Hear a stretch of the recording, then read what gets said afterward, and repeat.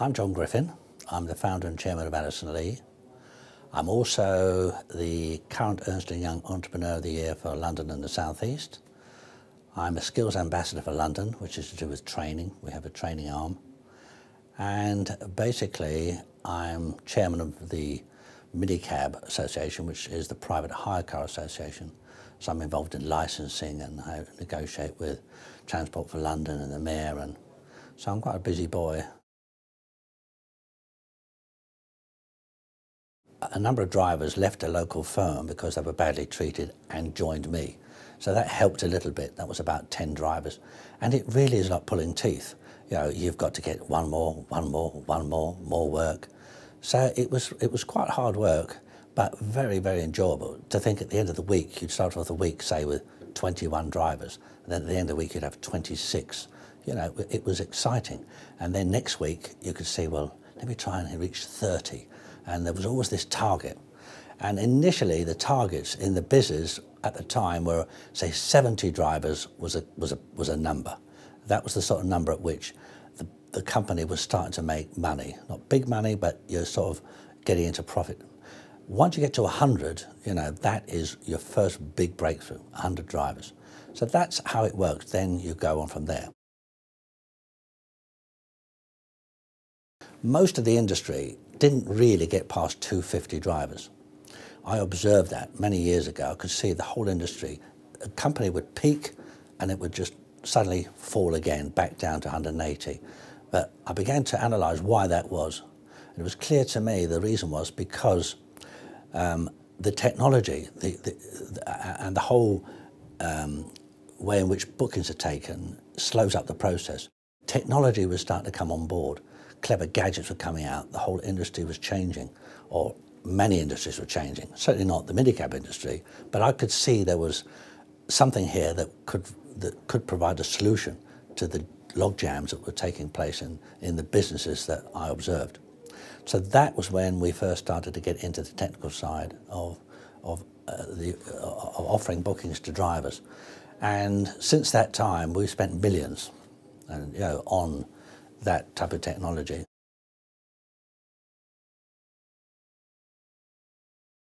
We're happily in the position where whoever comes along, we can service them. So we're not stuck in any particular field, so if it changes, we change with it. So our customer base has changed over the years, more towards, shall we say, IT-driven companies.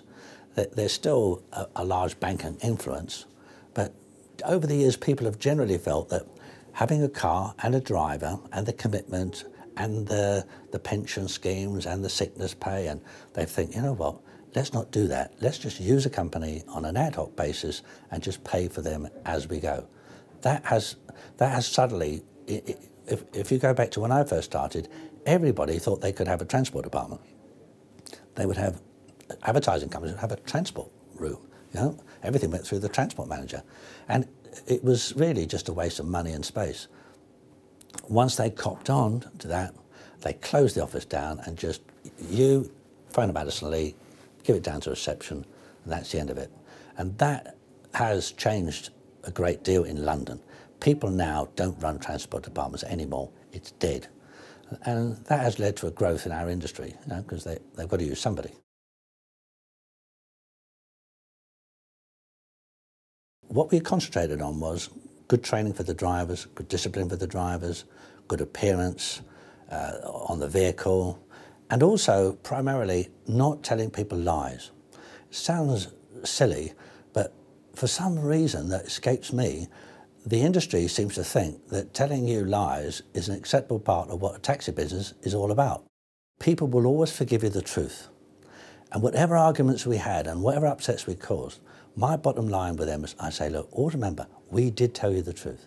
We weren't lying to you, And there is, in the human psyche, there's a sympathy for people who tell the truth. We worked on that. And obviously, as we become bigger and we become, we've concentrated on the brand because branding is a big issue now, And we're working towards the day when people will book an Addison Lee, and there's a bit of that, as opposed to book a taxi or book a minicab.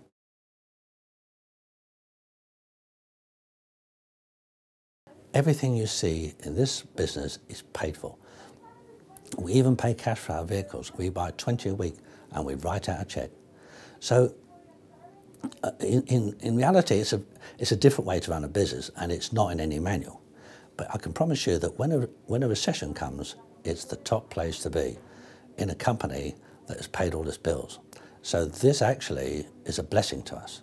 We're very welcoming of the recession because it has actually got rid of a lot of the dead wood.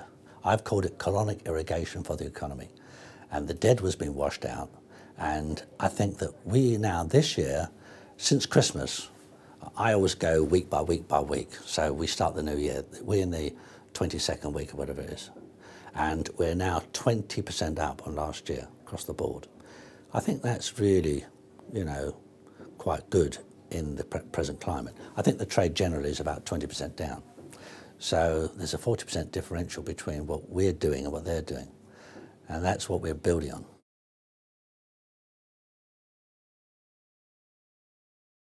There are people who can't work with partners. They're not partner people.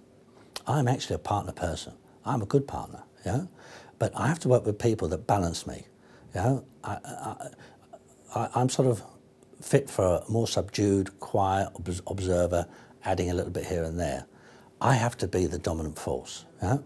That's the way I am. And you know, and if somebody else was a partner of mine who wanted to be the dominant force with me, it would be war. So that's the first thing. I do think getting the right partner is a blessing. It can be a big blessing. And it does, you know, two heads are better than one. And I think, you know, very often I've met people who should have had a partner and didn't. And it meant they didn't really succeed the way they might have done. So sometimes trying to find the balance, you know, some people are just not that forward, they're not that aggressive, they're not that go-getting. Well, you know, that's fine because there's a place for them. But they need a partner that can go out there and do the stunt work.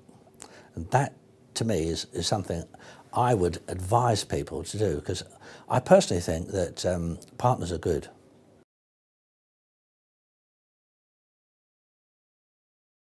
It's very hard to describe what managers do. And I've had this discussion recently with staff that they think that managing is about controlling their little world. But managing is much more than that. It's going out there and taking responsibility and saying what's happening here and what's happening there, and having an input into the company, you know, caring. And that's something that managers today tend to shy away from. It's not my department, I don't interfere, I don't want to be unpopular, you know, but I think that my management style has not been popular, but I'm fine, you know, I'm not unpopular. People recognise that what I'm doing, you know, I'm doing it correctly, I'm asking civilly and politely, I'm asking a decent question. They look at that and think, well, he's no mug. You've got to impose yourself, you've got to be proactive, and people will look at you and think, proper manager. And there aren't too many of them about.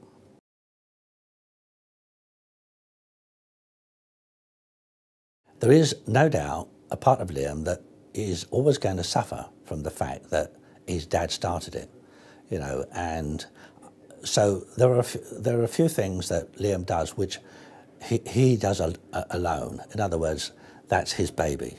Buying companies, you know, I let him take the whole process over from start to finish. Oak trees don't grow next to oak trees. You have to give people space, and he has to make his own mistakes, which have been very few. But it is something that I respect, you know, that I want him to have his own, you know, CV. I want him to be able to say, that was me, I did that. And he is, you know, Liam is, you know, he has got an ego, and it's important, you know, he wants to impose himself. And it's if you can control your ego, it becomes your strength. You know, I battle with mine, you know, but at the end I managed to control it, and it made me stronger.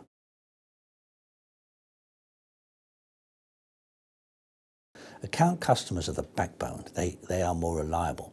They make bookings on a regular basis in the way that the cash customer doesn't. Cash customer on a sunny day will walk. On a rainy day, wants cars. There's too much fluctuation. But with the account customer, they are running a business, and that business runs every day, whether it's raining or whether it's sunny. So ultimately, what you're trying to do is to create an account base. Now, in the background, you've got the cash customer. The cash customer is there to supplement the work when there isn't enough to cover all the drivers that are out there. And also it helps to introduce people to what Addison Lee are about and gives them an opportunity to assess the quality of service. So generally speaking, the two sit sort of together, and the cash bookings are almost like a tap that we can turn on and off. So if we're busy, we just say to people, sorry, we don't have any cars at this time. If we're not busy, we take the booking. So that's really what the model's all about, if you like.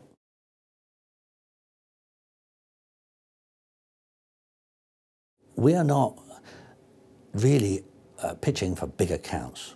They come to us, but it isn't really where we're coming from. I'd rather have loads and loads of small accounts. The problem with big accounts is they flex their muscles against you, you know, and they don't pay on time, and they demand better rates and superior service. And it isn't really where I'd rather be. I just want everybody to have the same rates, the same service, and you know, so that everybody gets an even chance.